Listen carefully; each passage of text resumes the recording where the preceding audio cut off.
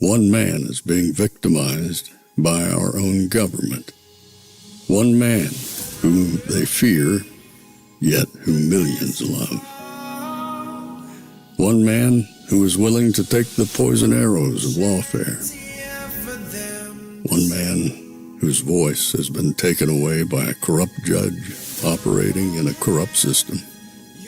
One man who has been ridiculed and insulted. One man who refused to back down.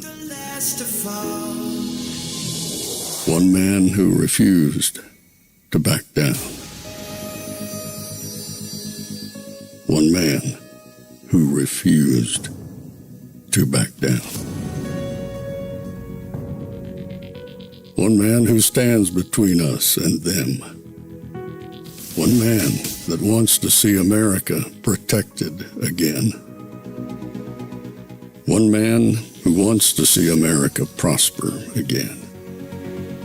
One man who understands that a man is a man and a woman is a woman. One man who understands and protects the blessing of life.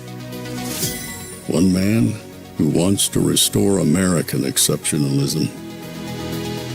One man who once again wants to make America that shining city on a hill for all to see.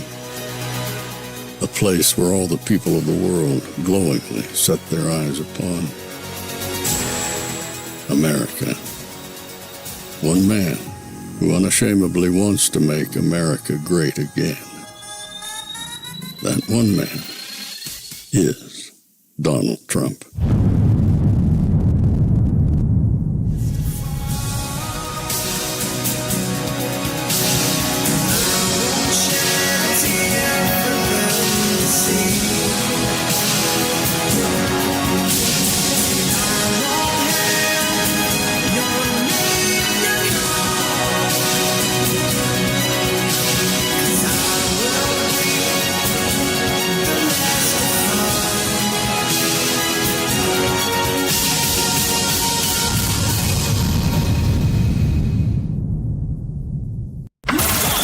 This is Fanfare with Barry Cunningham.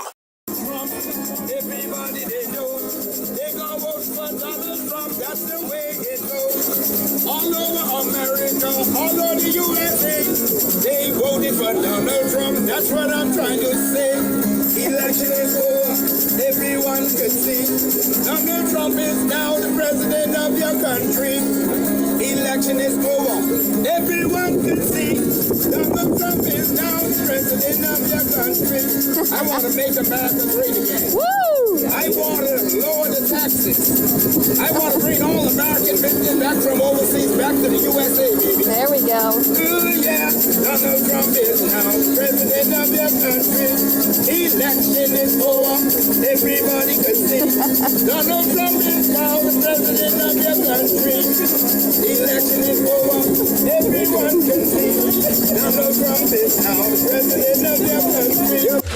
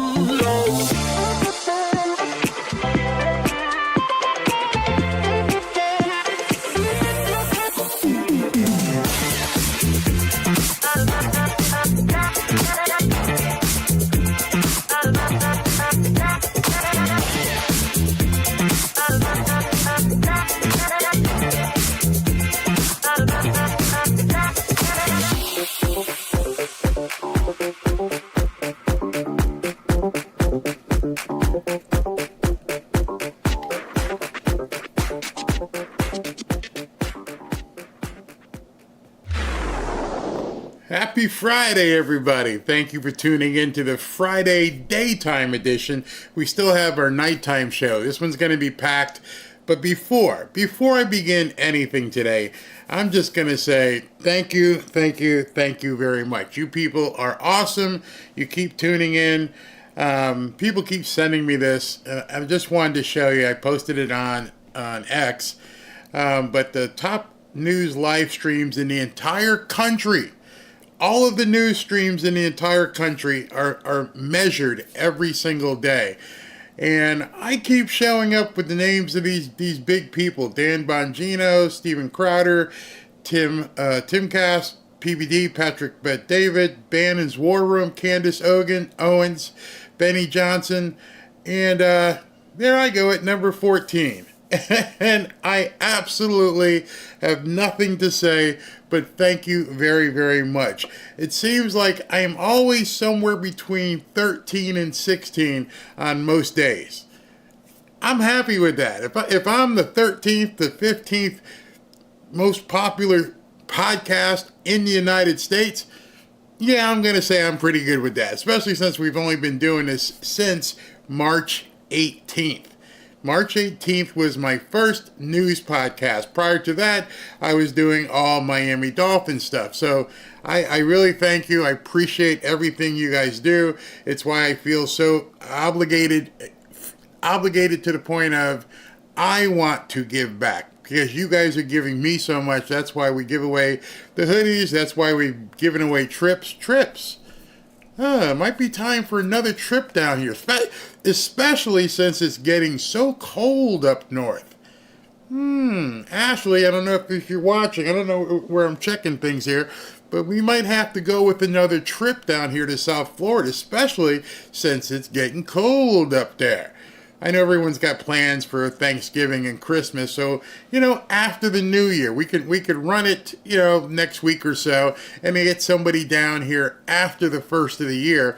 And then when you come down after the first of the year, after you've spent all your holidays and spent all your money, you get a free trip to South Florida, where it's nice and warm. And, well, today it was kind of cold. Well, actually, I shouldn't complain.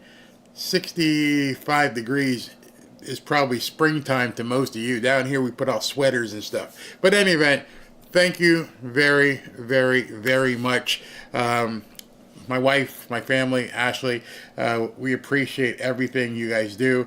It means a ton to us. So let's get to the show. As you know, there's some things that happened yesterday. Pretty big things. And let's get to what happened today. Today, Judge Merchan dropped some information. Fox News Alert now, and some developments in the hush money case of Donald Trump in a New York City courtroom. The New York judge, Juan Merchan, has granted Trump permission to file a motion to dismiss that case. He's already said that he was going to delay sentencing for a little while. He says now that he is going to delay sentencing even further. How long this goes on is anybody's guess at this point. Obviously, the judge is going to consider this motion to dismiss. Alvin Bragg, the Manhattan DA, agreed that Trump's attorneys should have an opportunity to file a motion to dismiss to be considered by Judge Merchan. But here's the thing, is that Bragg and his office are willing, if Judge Merchan does not grant the motion to dismiss, Bragg and his office are willing to wait until January 20th, 2029 to resume this case. They said that they're willing to put it on hold for more than 4 years and then start it all back up again when Trump leaves office. I mean, that is, by any stretch of the imagination, unprecedented in American judicial history. So very soon, we don't know when Trump's attorneys will file this motion to dismiss, but we should hear very soon. And then we'll get Judge Merchan's decision on it after who knows how long. Jillian? They may be filing it as we speak. They could be. Considering they expected this was coming down the pike. We begin this. Yeah, you heard that right. Alvin Bragg said, don't dismiss it. We'll just wait until he's out of office, and then we'll pick it up when he's, 82 or 83, and then we'll throw his ass in jail. That's what Alvin Bragg said today in court. And instead of just dismissing it outright, Merchan just kicks it down the road a little bit. So just so you know, in case you hear people posting on X or anything else, the case as of today is not dismissed. The case is still pending. There's a lot of people on X saying, oh, Trump won. They got rid of the... No. The case is still pending. All he did today was, I'm not sure when I'm going to decide to sentence him. If I'm going to decide to sentence him, I'll let you know. It's going to be indefinite. We're not really sure. I'm going to think about it. And at which point Trump's attorney said, hey, listen, we'd like to submit a motion to dismiss. Ordinarily, you don't need permission to file a motion to dismiss. You just go ahead and file the motion. The problem with it is that this guy Merchant has not adjudicated sentencing. The case is essentially not closed. So all these people out there saying he's a convicted felon and everything else, they're lying to you. They are absolutely lying to you. He is not a convicted felon because the case is not over. The jury, they found him guilty. The conviction has not been entered. Don't take my word for it. Go look it up in the New York court records. There's nothing there that says Donald Trump is convicted. It's in abeyance. They're holding it off. He's punting till 2029. Well, until Trump's lawyers file this motion to dismiss, at which point he's going to have to rule on it. What he'll say, what he'll do, nobody knows. But as of right now, I wanted you guys to know the real information. The case is not canceled. The case is not dismissed. I've seen so much disinformation out there from people thinking it's over. For some reason, well, we know the reason. Merchant has not dismissed the case. He's put it on hold indefinitely. And if Alvin Bragg was smart, he wouldn't have interjected that last piece. Yeah, well, I wouldn't object to putting it on hold until 2029. So you're telling me you think, one, you'll still be in office. That's what you think. Number two, you think after this man serves his 4-year term, hopefully, as president, that when he gets out of office as the former president, after being president for 2 terms, you think you're going to throw his ass in Rikers on some trumped-up charge in New York City. Good luck with that. I'm seriously, Alvin Bragg, if you were that much of a freaking moron, good luck with that. Right now, I am so sick of hearing about this case in New York. All it is to give people in the media the ability to say, oh yeah, he's been convicted of 34 felonies. And then every single legal scholar will tell you that's not true. The case has not been finalized. And Merchant, he's playing games. He just keeps kicking it down every couple of weeks. Oh, we'll try it late. And then today it goes, indefinitely. Don't even ask me for a date. I don't know. You go ahead and file your motion. So just so you know, this thing is just going to sit there. And it gives people like this at MSNBC the ability to, make all kinds of conjecture. With breaking news, the judge overseeing Donald Trump's hush money case has made a decision to indefinitely cancel next week's sentencing following Trump's conviction in May on 34 felony counts of falsifying business records. Joining us now, MSNBC legal correspondent Lisa Rubin, also NBC's Vaughn Hilliard from West Palm Beach, Florida, and Mimi Rocha, district attorney for Westchester County in New York and former federal prosecutor. So, Lisa, what exactly do we know about how Judge Merchan reached his decision? Well, Jose, we don't know that much about what factors went into this decision. In part, she could have stopped right there. I like to stop and point things out to you because once they say something like that, well, we really don't know much, then what's the rest of the segment for? Just for you guys to spew stuff. We really don't know much because that's the actual truth. It has been postponed indefinitely. It's been adjourned and postponed.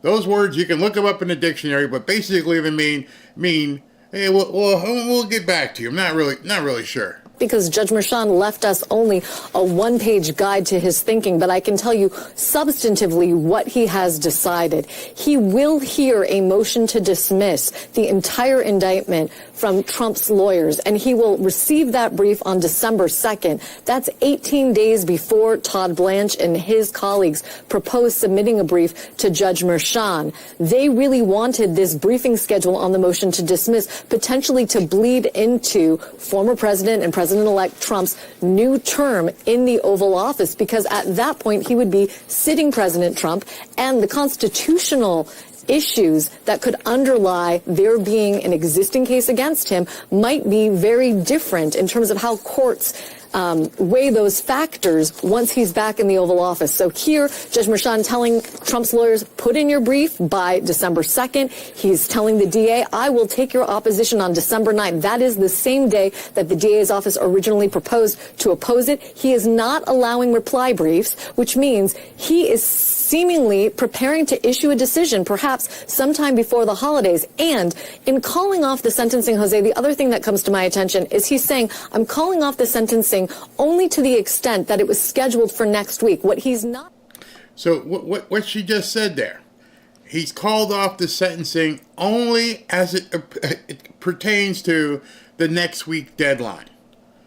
That was the one thing she said there that was quite true, is that sentencing has not been basically stopped. At this point, it's just on hold indefinitely.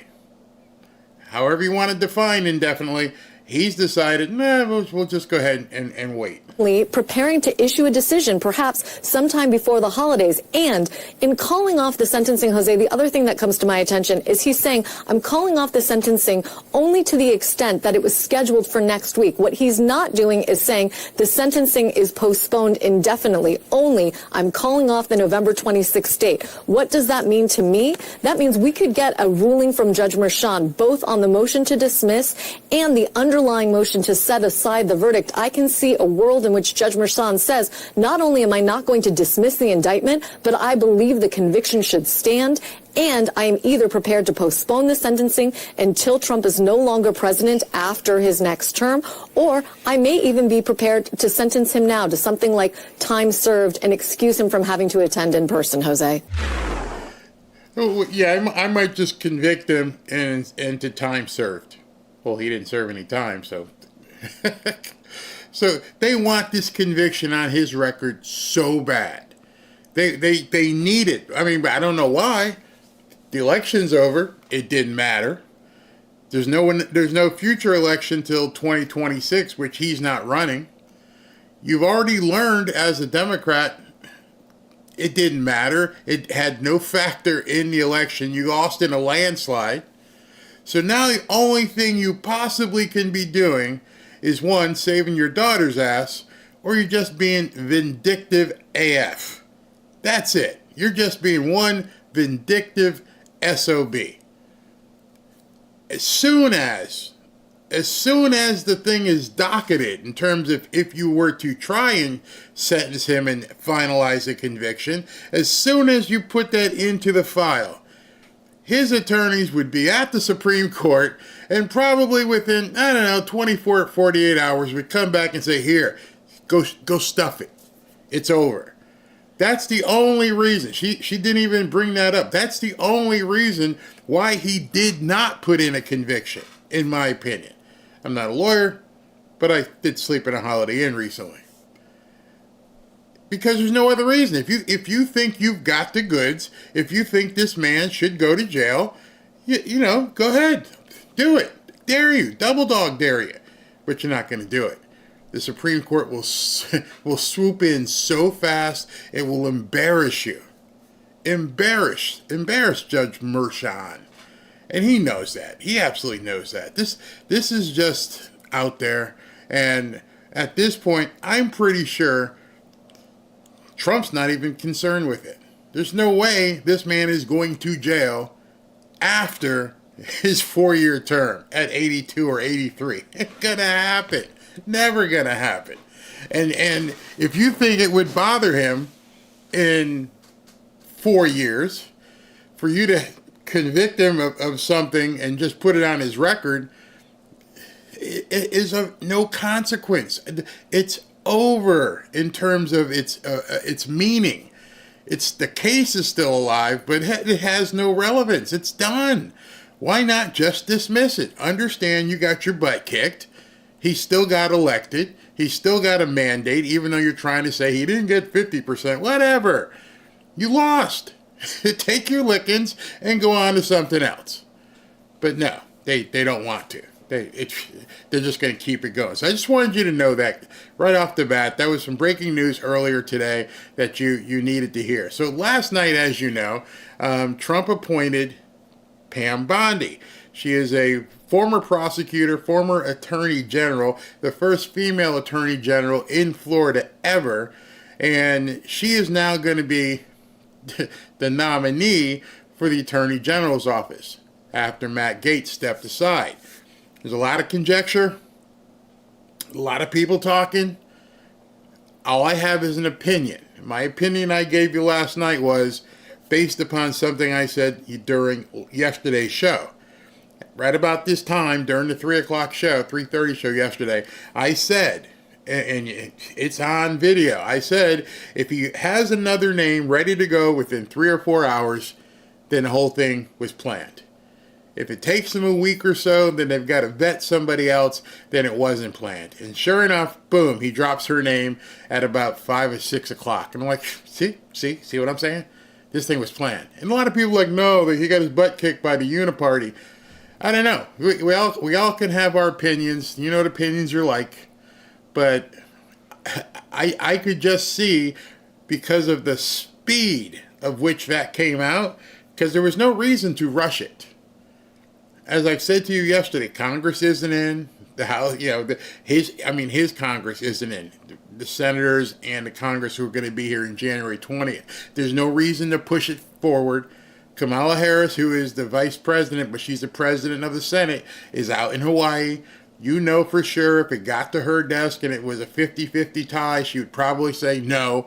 So there's no rush here to put her name out there, or to put her rather in a position where she needs to begin getting ready for hearings. Nope, there's no reason whatsoever. So the fact that he did it so quick, that was my indication that this entire thing was planned. It was bait. I haven't seen anything that shakes me off of that. So listen to, as people began looking into her, because a lot of people, including people in the chat last night, there are a lot of people who don't live in Florida who never heard of her. Who the hell is Pam Bondi? Now, there was one guy on MSNBC last night who freaked out. He's like, she's even worse. She's got a smile. She walks in high heels, but she's a killer. And I'm telling you right now, she is.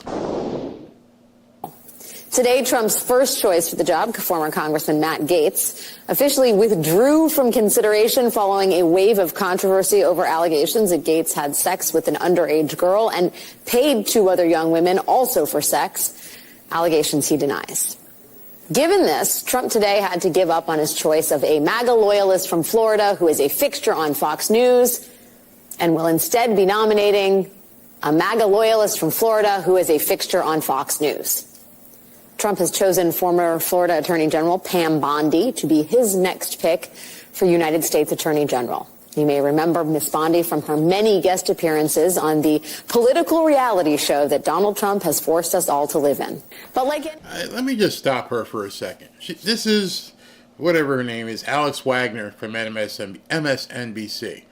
And she put as many pejoratives in that minute and a half as she possibly could. And they've used MAGA as some kind of a bad word. They've associated MAGA as saying something bad, and I don't really think they understand what they're doing. MAGA, MAGA, MAGA, over and over and over again. And that's all they continue to try and do. And it's pretty stupid. And it may be the reason why she's about to be out of a job. So I'm going to stop the regularly scheduled programming and give you guys a little bit of breaking news. And it's funny as hell. All right, so she's with MSNBC. This happened today. Donald Trump Jr. says, hey, Elon, I have the funniest idea ever. And they're talking about MSNBC being up for sale. Elon responded, how much does it cost? How much is the doggy in the window? If you recall, and you want to go back and search old tweets, that was the exact same response he gave right before he bought Twitter. People were talking about, maybe you should say, and how much does it cost? MSNBC, compared to what he paid for Twitter, is a bargain basement price. He paid $44 billion for Twitter, and people laughed.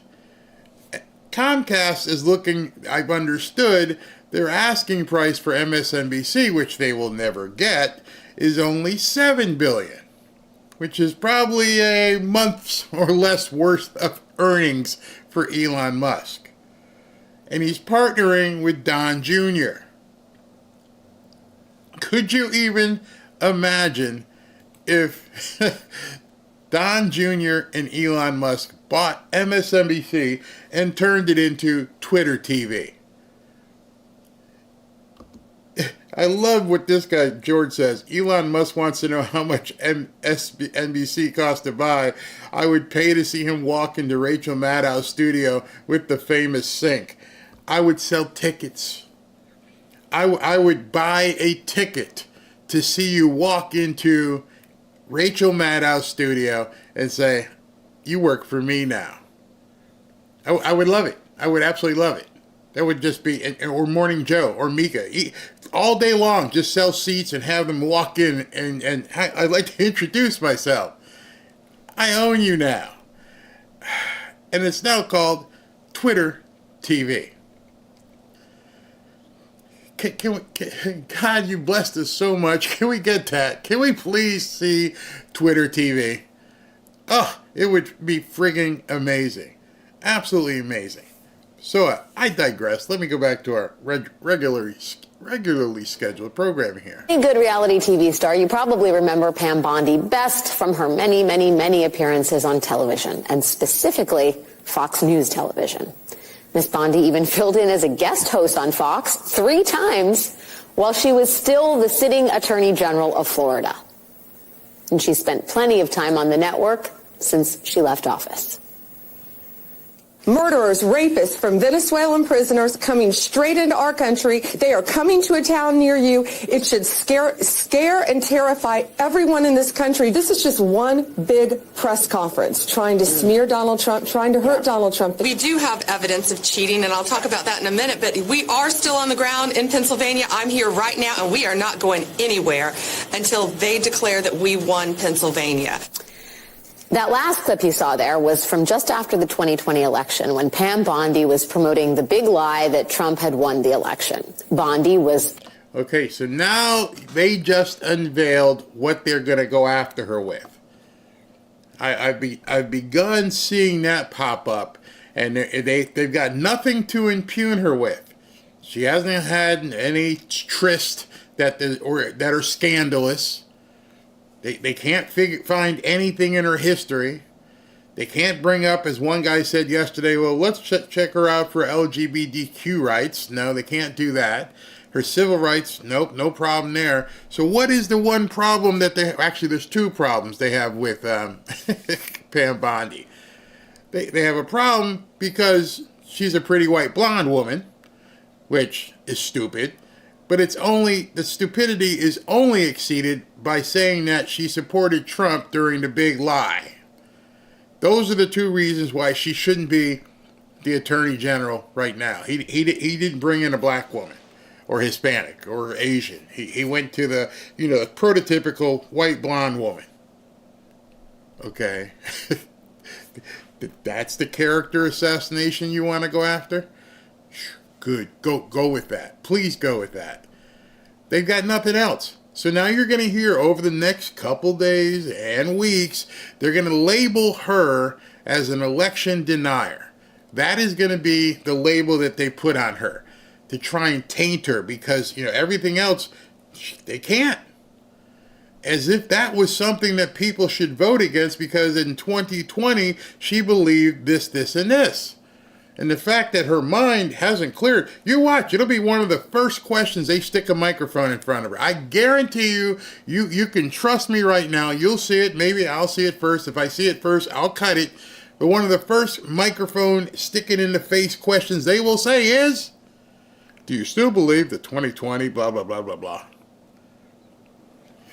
Guarantee you. They want her to talk about that. And if she's smart, she would just simply say, Donald Trump is taking office on January 20th. I'm prepared to go and do anything I need to make this the best presidency ever. Period. Don't even give them any cover. They're going to try and jab you and get you to say something about 2020.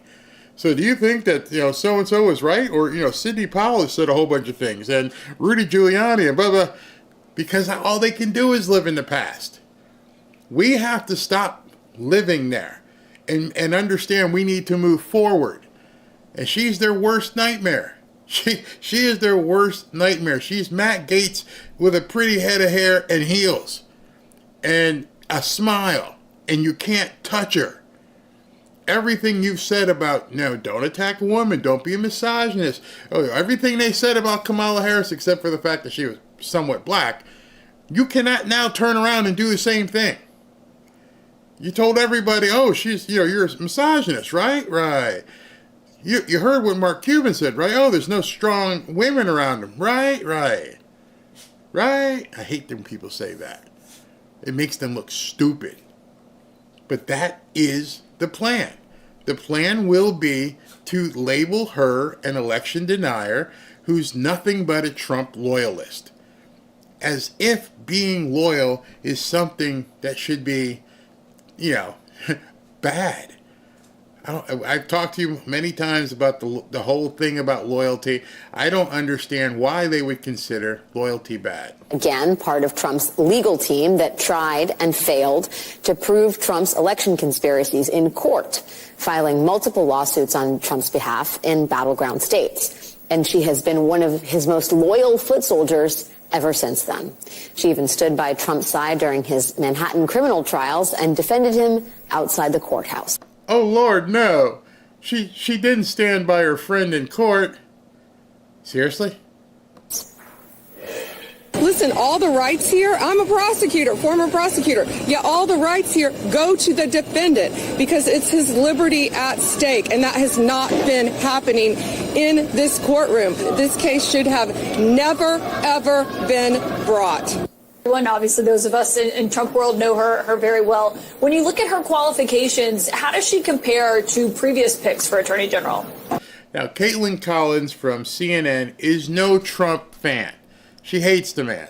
In fact, when they did their town hall, he actually called her, "You're a pretty bad woman. You're pretty bad." And so she's asking this guy, who is the resident legal expert on CNN, what do you think about Pam Bondi? Now, I don't know if Caitlin Collins is a lawyer, if she has law in her background. The other guy is. He should have told her, never ask a question you don't already know the answer to. So she goes on this interview and she's like, so tell me about Pam Bondi. Is she legit? Hoping that he would say, no, she sucks. But unfortunately for her. Well, Caitlin, she's way more qualified than Matt Gaetz. Let's start with that. You know, last week when Matt Gaetz was announced as Trump's original pick, you and I said there's two main things you have to look at, qualification and independence. So on the first of those qualifications, Pam Bondi is, without a question, qualified to be Attorney General. She's been a prosecutor for 20 years in Florida. For 8 of those, she was the Attorney General of the state. That's a very big, very complicated job, and that level of experience is on par with or better than most United States Attorneys General that we've seen over the past 50 years or so. When we get into independence, though, things get a little more complicated. Now, there's nothing wrong or unusual with an Attorney General who shares the same politics and ideology as the president. That's the way these things work. But I think the big problem with Pam Bondi is she was a vocal 2020 election denier. And I think... You see? This is 2 different networks. You heard what the people at MSNBC said, and now you're hearing the same thing on CNN. So they've basically coordinated their response at this point. That's why I wanted you to see these videos, so you can see what's about to happen right away. But no, she's good. She's qualified. She's really good. Yeah, she's loyal. But she was a 2020 denier. That raises legitimate questions about her independence and her credibility, and I expect that to be a sticking point when she goes in front of the Senate. This is not a shaky lamb. They expect that to be a sticking point when she goes in front of the Senate. So you're telling me you're going to bring this woman in. You're going to bring 50 senators in. They're going to get a chance to talk to her and vote on whether or not she's competent enough to be an attorney general. And the main question you're going to hear over and over, so do you still think that 2020 was, not right? Hey, it boggles my mind that our government is so effed up, is so insane, that there are even people who are Republicans who will be asking those questions. I saw a show today, what's her name? Dana Loesch. Dana Loesch has been a conservative for quite some time. Everyone's entitled to their opinion, but she came out and said the woman shouldn't be a good pick because she used to know somebody, way back then, and she was working with this guy, and blah, blah, blah, blah, and she was part of this firm, and I'm thinking to myself, you're doing the exact same thing. The people on the right who are tearing down Pam Bondi are looking past 2020. Okay, what did she do back then? Well, before 2020. Well, what did she just do this year? In 2024, she was in New York supporting Trump. You're looking past 2024, and you're going way back here, the same as these people. Come on, man. At some point, people have to realize people change. You have to grasp that fact. She may not have been associated with people that you think she should have been associated with. You may have a fear that she's a rhino, or worse, a plant, I've heard from some people say. I think if that's the case, maybe you should get a job or start watching CNN or MSNBC. I understand, but I think Mick Jagger said it best. He and Keith Richards. You can't always get what you want. But if you try sometimes, you might just get what you need. And I think right now, Donald Trump needs Pam Bondi as his attorney general. I think Pam Bondi is the best choice. I think she's a better choice than even Matt Gaetz. She has proven that since her association with some of these somewhat liberal people or somewhat with these other rhinos. You can't keep judging people on who they were. You have to judge people on who they are and what they have proven to be. And first and foremost, if Trump picked her and you picked Trump and you believe in Trump, then what the hell are you complaining about? Is it just for ratings?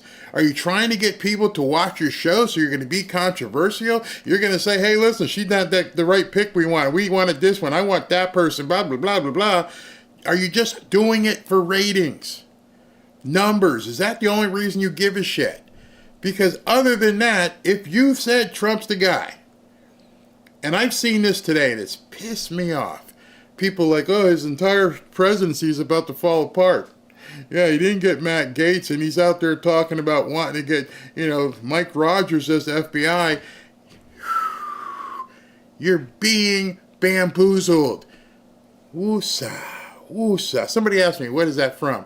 It's from the movie Bad Boys with, what's his name? Will Smith and Martin Lawrence, where they played the cops, and Martin Lawrence needed to calm down, and he would go, ooh, the captain, woosah, woosah, relax, relax.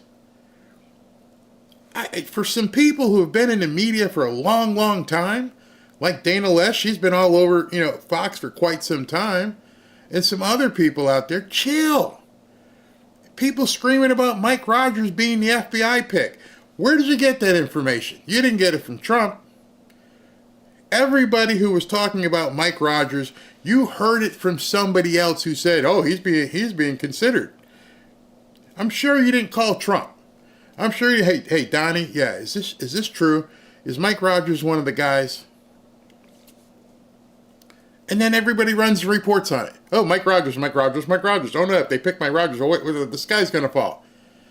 To the point where, who was it, Dan Scavino? Dan Scavino had to come out, the guy who actually talks to the president, just spoke to President Trump regarding Mike Rogers going to the FBI. It's not happening. In his own words, quote, "I have never even given it a thought. It's not happening." So where'd it come from? Where did the rumor come from where people were freaking out thinking that he was considering Mike Rogers? And I got talk show hosts on the left and the right talking about it. Mike Rogers was on Fox. They got brought up on, Hannity or one of the other shows. Everyone's talking about it. As I said, Dana Loesch, she's out there talking about it. And I'm like, well, who told you? Where did you get your information? Step back off of Twitter, wait until you see things, and then just watch. I don't get it. So this guy, Dan Scavino, it must have pissed off Trump something awful. For Trump to tell Dan, go put this out there. Go tell these people to shut up. You're bothering me with this. I'll let you know who I pick. When I pick who I pick, everyone's going to know. Hopefully it's, Kash Patel. We'd all love to see Kash Patel. I'd love to have him as the FBI director. But if it's not Kash Patel, I'm not going to go swing on a tree somewhere. I'm going to be like, all right, Trump picked somebody else. For whatever reason, he did it. You know why? Because I trust him. I don't trust CNN. I don't trust MSNBC. I don't trust half the people on X. I trust him. And when he says it, good with me. Last night we were sitting here, Pam Bondi it is. When he said Matt Gaetz it is. I'm good. I know you know what you're doing. Don't know why you pulled it so early, but I understand that you're doing something. All right, let's continue. This is a sturdy branch he's going with for AG here. Would you agree with that, David? Well, I'd agree with half of it. I think it was a good move to get Gaetz out of the nomination because he clearly was going to crash and burn, and he shouldn't have been there in the first place. It was a horrific choice. Look, I think that, my recollections of Pam Bondi were of leading the locker-up chants at the 2016 Republican convention, and of being in every way a political actor on behalf of Donald Trump, both as Attorney General and outside the office of Attorney General, and then after she left the office of Attorney General. So he gets in her what he wants, which is he wants someone who will be responsive to him first, not the duties of the Attorney General or the Constitution. He wants to have political control over the Justice Department. And to Scott's point, I think she's fully willing, able, and capable of doing that. Yeah. Do you remember a guy who was, friends with Obama? And Obama thought so well of him that he made him as Attorney General. And that guy was referred to as, I'll wait for it, his wingman. So if Obama, who this guy worked under, Axelrod, brought in an Attorney General that was, his wingman, it was his goose. He was the goose to Maverick. If he was his wingman, and that was fine. They could go out there and have a beer and hang out because, he was loyal to him. So why is it bad now? These people have very short memories. You can look that up. You can Google Obama's wingman, and you'll probably see Eric Holder's face. By the way, he was subpoenaed and didn't show up and didn't go to jail. Just saying. But now Trump's doing it, and it's a whole different ballgame. Putting a political functionary who he trusts in that office. Now, whether the rest of the country feels comfortable about that, whether the senators do, we'll see. It is a very, I think it's a very daunting proposition for those who care about the integrity of the Justice Department. Well, Scott, a long history. She does have obviously real legal experience, which is in contrast to Matt Gaetz. Is this just a confirmation that would essentially sail through, Scott, or not? Well, I don't think you could consider anybody, just they're gonna sail without any kind of. Is it my imagination, or is no one talking about recess appointments anymore? Every show that I suffer through and watch so I can talk to you guys about, I wait and I listen. And I watch these shows. I fast forward and, okay. And I think to myself, Trump brought it up when Rick Scott was looking to be the majority leader. Then John Thune became the majority leader. John Thune went out and gave a press conference. John Thune said, if we have to use recess appointments, we will. Why is nobody talking about recess appointments anymore? How did that just evaporate?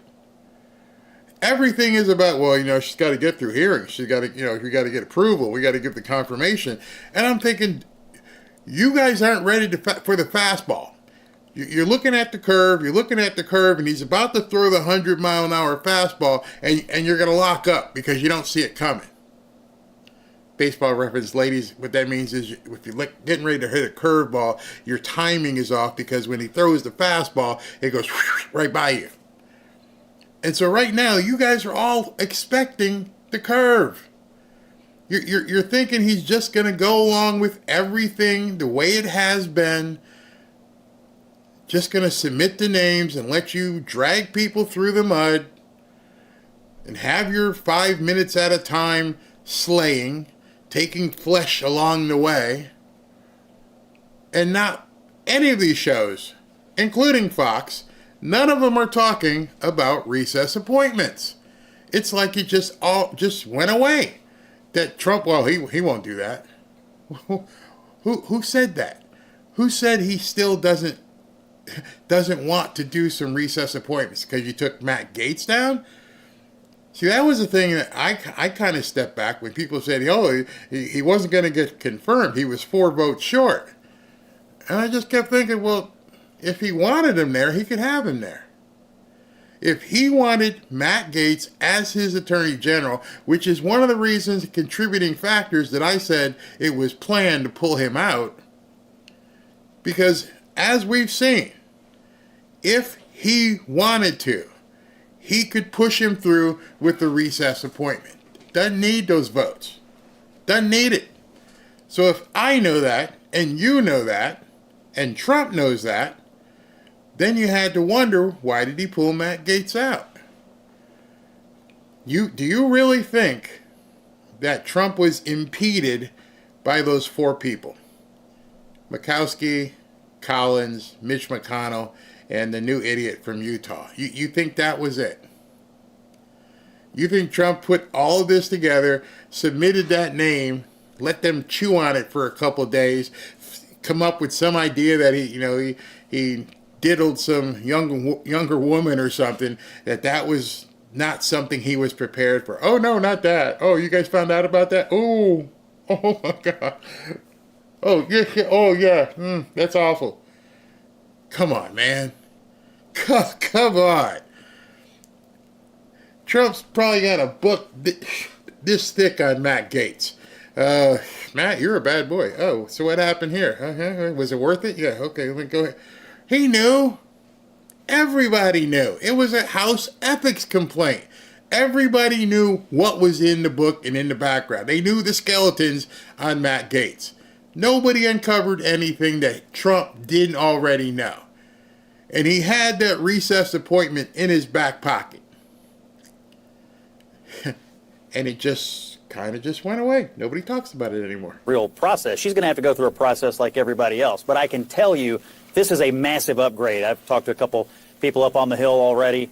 there's a sigh of relief that now we have somebody here, two-term AG, strong record on drug enforcement and opioid issues, a total hawk on immigration, politically supportive of Trump, obviously. I don't know a Republican in the country who doesn't love Pam Bondi. So you were starting with Gaetz, a nominee who was underwater significantly to start and was going to always be hard to get to the surface. With Bondi, But it's not going to be hard to get to the surface. There was a comment I just saw. Let me see if I can find it. Okay, there it is. It says, that's because Republicans said they weren't going to have any recess appointments.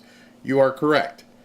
I have a question for you and anybody who feels that way. If you feel that everything for the next 4 years has to be done by the playbook, that the Republicans have to approve everything that Trump does, then you are in for a long-ass 4 years. Because if that's the case, he might not as well as even run for president. The man, as he has said, I don't need this. I could be on my golf course. I wouldn't have people shooting at me if I just walked away and said, F it, I'm done. But he chose to go through all this. And I want you to really think about this. Think really frickin' hard. You got your thinking hat on? Okay. The man has gone through 2 impeachments. He's gone through trial after trial after trial. They've got 34 felony counts on him. They tried to take his Mar-a-Lago property from him and say it was worth $18 million. They tried to say that he's assaulted who knows who, wherever. They've taken a shot at him. Another guy was trying to take a shot at him. They're having to use dummy airplanes to get him around through rallies. He goes through all of that. A raid at his house where his wife and children sleep, where they went through her underwear drawer. Perverts. And he went through all of that and continued fighting and got elected. And I've got people out here telling me, well, you know, he's going to have to do what the Republicans say. Okay, then I'm wasting my time. I'm telling you that right now.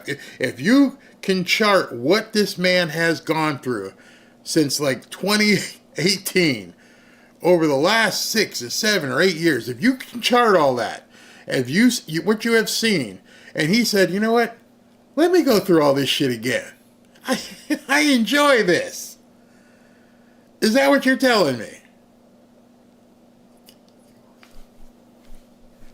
Wake up. If these people don't wake up, I don't care, because they're playing a role. They're actors. They're getting paid to say the shit that they say on TV. But when I see in the comments, or I see people who are supposedly conservative say, well, you know, he was 4 votes shy, and, you know, he's got to work with Mitch McConnell. I would have stayed on the freaking golf course. I don't know how many of you have been down here and have seen Mar-a-Lago. If you've seen Palm Beach, where that beach is, where that golf course is, if you have never seen it, maybe you should come down and see what kind of life this man actually lives. Maybe you should see the plane. I know Alina Habba made a video where she toured the plane. Maybe you should see everything he owns. Because if you think he put all that in jeopardy for 4 more years of BS with these rhino Republicans, then he is stupid. Just call it a day right now. Nothing's going to happen. He's just going to lay down and submit to the Republicans. Democrats, I know my enemy. I know what they're going to do. I don't care. I got 53 senators. Oh, I don't have 53? You mean these other people aren't going to vote for me? Oh, no. You mean Mitch McConnell? Oh, I'm surprised. Come on, man. This is this is me waking you up. Say, and put yourself back a couple years and realize what you are actually saying. Because I don't know. I just feel as though somebody who doesn't need this shit, who decided to go through everything, was nearly killed by a bullet that barely missed his brain, is going to let these idiots stop him? Is that what you want me to believe? You want me to believe that he's going to acquiesce to these morons? Sorry, can't do it. You're starting above water, and as long as she performs in her hearings, and look, this is somebody who's been through 2 elections in a really big state, and so a lot of public vetting of her has gone on already. So I think this is a great move by Trump to be pragmatic and tell Gaetz to get out, and a really good move to go with Bondi. CNN's Kristen Holmes, she's joining us from outside Trump transition headquarters down in Florida. Kristen, so who did the president-elect just name? Well, Donald Trump has named Pam Bondi, the former Florida Attorney General and one-time lawyer of Donald Trump's, as his pick for Attorney General. And we are told that this was not a surprise to some people around him, that he has been very close to Bondi for some time. She was a staple in his first administration. Since then, she has taken on many roles, MAGA adjacent, including taking over running his super PAC at one point. I do want to read to you part of the statement that he put out about Pam Bondi. He said, "I am proud to announce former Attorney General of the great state of Florida, Pam Bondi, as our next Attorney General of the United States." Then he goes into her biography saying Pam was a prosecutor for nearly 20 years, where she was very tough on violent criminals and made the streets safe for Florida families. Then, as Florida's first female Attorney General, she worked to stop trafficking of deadly drugs and reduce the tragedy of fentanyl overdose deaths, which have destroyed many families across our country. She did such an incredible job that I asked her to serve in our Opioid and Drug Abuse Commission during my first term. We saved many lives. Then she goes on to say Pam will refocus the DOJ to its intended purpose of fighting crime and making America safe again. I have known Pam for many years. She is smart and tough and is an America First fighter who will do a terrific job as Attorney General. She is considered a Trump loyalist, but she's also considered somebody who is likely to be able to be confirmed. She is non-controversial as far as we know at this point, and that obviously is something that Donald Trump was looking for after. As far as we know at this point, i.e., we've got the magnifying glass. We've jammed it up her butt. We're trying to see what else she's done. Oh, she's been divorced twice. Why did she get divorced? Let's start looking in her divorce case. Let's look at all this stuff. As far as we know, I saw some comments, and I want you guys to know, as I started off the show showing you the rankings, I really love our audience. I don't mean any disrespect. I'm not being condescending. I'm just being emphatic. I had somebody email me the other day. It's like, I'm unsubscribing because you hurt my fifis. Oh, okay, bye. What I'm just trying to say, with everything I just told you what Trump went through, there's no way that man took this decision lightly to run for president. And I don't know about you and your interpersonal relationships at home, but there's not a single decision, even so much as to what treats should I give this dog sitting here that's driving me crazy, that I don't confront and consult that woman sitting out there. So Trump decided, I'm going to come off the bench after 4 years here. I watched what Dementia Joe and Kamala have done. Hey, Don Jr., what do you think? Eric? Laura? Ivanka? Melania? Barron? You don't think those discussions he had it with his family? Because he has to know, if I'm plowing through all this stuff all over again, each one of you become a target of something of some way. Don't necessarily mean, bad stuff in regards to what they did to him, but you become a target. And then this time he ran, and he brought his beautiful granddaughter on stage to do a speech. And this is her first collegiate year down here at the University of Miami. She's going to be a golf star. And so he put her out there in the public eye. And he knew he'd be putting her out there in the public eye. And I'm thinking to people, did he do all that understanding what Melania and all the kids and grandkids would be put through, in addition to his own strife, for Mitch McConnell to get in his way? I need you to think that through. Because I don't understand how some of the conservative hosts that I see out there are complaining. This man has basically decided, I'm going to be 8 feet tall and bulletproof, and I'm here, all these other people can stand behind me. I'm going to take care of things, and there's no frickin' way he didn't know what snakes were in the grass. It's not his first time. He knows. And because I feel that way, that's why I've been so strong by saying I trust what he's doing. That's the only reason. I'm coming clean to you right now. That's why I feel whatever decisions he makes, he's going to make the right ones according to what he sees fit, because I know what it cost him to even run. I'm not talking about money. Can you imagine the stress on a 78-year-old man's body just to fly around and do rallies? Never mind all the security risks.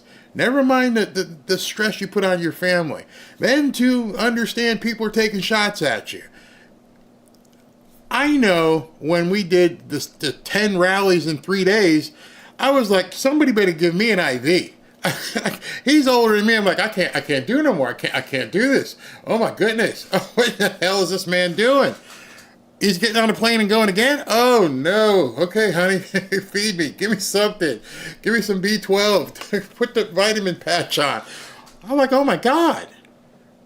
And so when I saw that tiger energy on display, which you all saw on display, and now some of you, not you, but some people are like, well, I don't know, this Mike Rogers guy and, and Pam Bondi.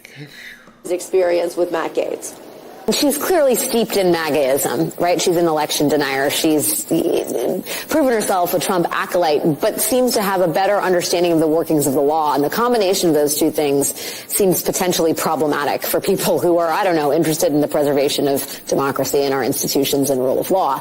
The fact that she has been, I think, heading up part of the litigation wing of Stephen Miller's America First Policy Institute suggests to me, and I don't know how you think about this, that she will be working in tandem with Stephen Miller as they try and execute on some of the Trump administration's most, at least proposed, draconian ideas, including the rounding up of migrants and detention camps and the rest. Does her affiliation with Stephen Miller, and to some degree by virtue of that, Project 2025 concern? I knew that was coming.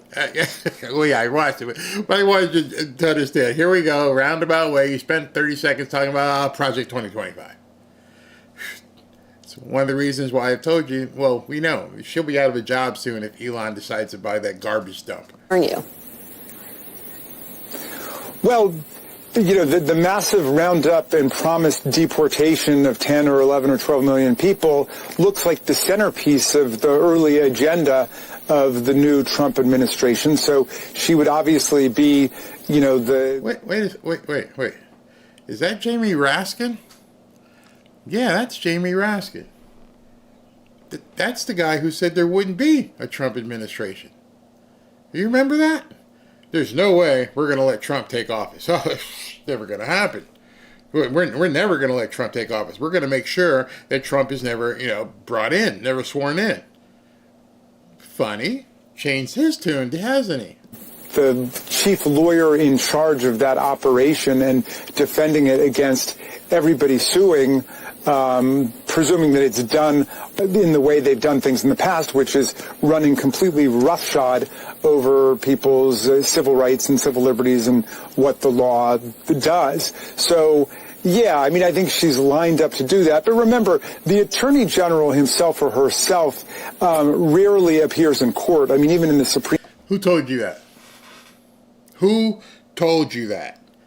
Everyone was complaining. And I said, the Attorney General doesn't go to court. The Attorney General basically decides which cases to take, and then the Attorney General will direct certain people to do certain things.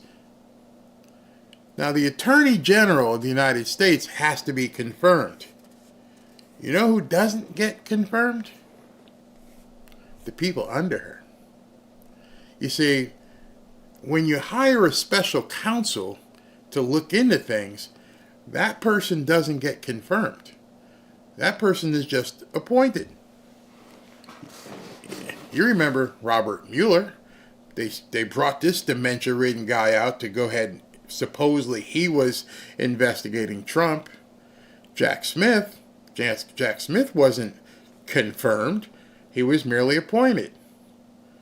What you need to pay close attention to is who is going to be Trump's special counsel, or rather Pam Bondi's special counsel, when they're ready to roll some things out. Supreme Court, that's the Solicitor General, so she's really presiding over the bureaucracy, and that's where she'll be the key transmission belt between Donald Trump's orders and then making the bureaucracy move. And that, of course, is what everybody at the Department of Justice is so afraid of, that there'll be this wholesale abandonment of the law and the Constitution, and it will basically become like the Donald Trump law firm.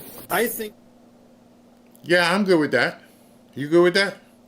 See, that if you listen to what people say, they tell you what their fears are. Well, all the people at the Department of Justice, they're all afraid that, they're going to have to go. That's pretty simple. If you're not here for the program, we need to find a way to get you out the way. Number one, we want people who are going to do what we frickin' tell them to do. If I want your opinion, I'll give it to you. See, Washington runs by those unelected, in-the-shadow bureaucrats who decide what rules they're going to follow and how they're going to follow them. That can't happen anymore. Trump knows that. I can't subject myself to this. I will get nowhere. So right away, Jamie Raskin gave away the shop there because he's telling you they want to do things the same way. Let these other guys decide how they're going to do it. We don't want this to be the Trump law firm. That's what you're going to get, and you deserve it. That a major part of this vote was a rejection of this lawfare weaponization.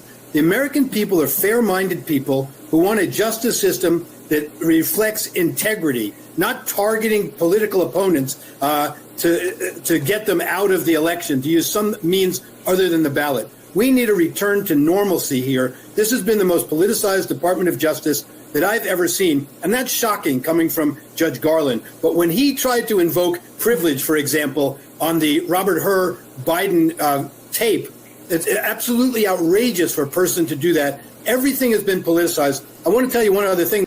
You remember that?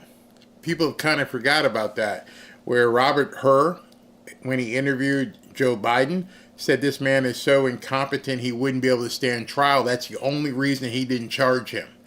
And Merrick Garland basically hid that tape, hid all that information, didn't want that out in the public. Ooh, that's going to be one of the first things they drop.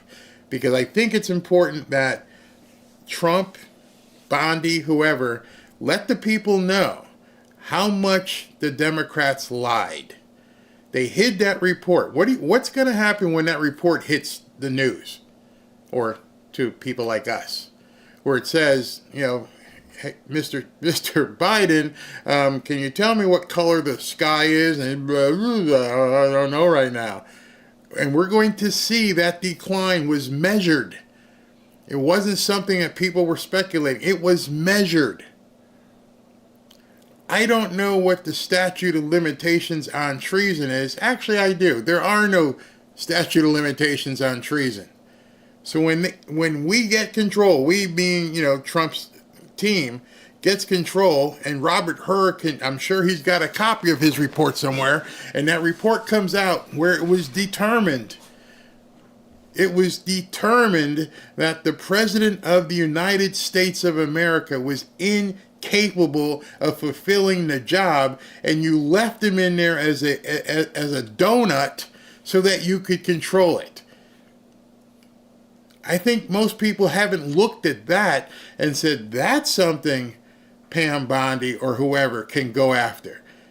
That right there, you had an incapable person basically sitting in the Oval Office who you knew was incapable. All of you who hid it from the American people, Karine Jean-Pierre, go on down the line. You knew this. You lied to the American people. I don't know what crime, or even if it's a crime. To me, that does sound like treason. This guy has been pushing buttons. He's selling stuff over to this other guy. We don't even know if he knows where Ukraine is on a map.